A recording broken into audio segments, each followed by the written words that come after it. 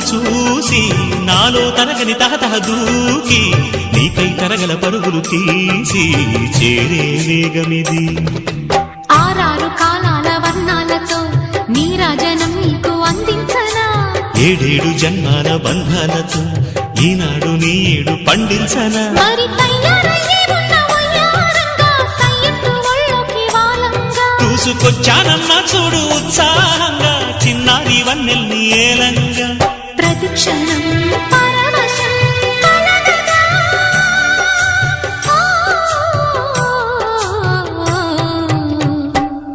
మనస పలక